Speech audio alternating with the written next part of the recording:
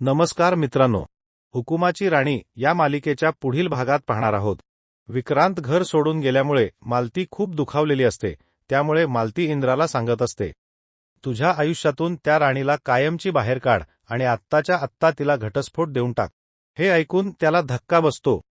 दुसरीकडे इंद्रा राणीशी बोलत असतो, सध्या तरी तुला इथेच राहावं लागेल आणि कोणाला संशयही येणार नाही की तू इथे आहेस. तेव्हा राणी म्हणते, तुम्ही नेमकं काय करणार आहात? तेव्हा इंद्रा आधी हॉलमध्ये कुणी आहे का ते पाहतो. आपल्याला कुणी एकत्र दिसणार नाही असं म्हणत तो तिचा हात धरतो आणि तिला आपल्या रूमकडे घेऊन जाण्याचा प्रयत्न करतो. ते दोघे त्यांच्या रूमकडे जात असतानाच अचानक जिन्यावरून अजित खाली येताना दिसतो. पकडले जाण्याच्या भीतीने दोघेही पटकन शिडीच्या मागे लपतात. राणी म्हणते, जर कोणी आपल्याला इथे एकत्र पाहिलं तर काय होईल? तिचा आवाज कोणी ऐकू जाऊ नये म्हणून इंद्रा तिच्या तोंडावर हात ठेवतो. दोघेही एकमेकांच्या डोळ्यात हरवलेले दिसतात.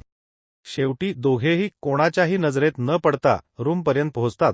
रूममध्ये गेल्यावर राणी त्याला विचारते, आपल्याला असं लपून किती दिवस भेटावं लागणार आहे?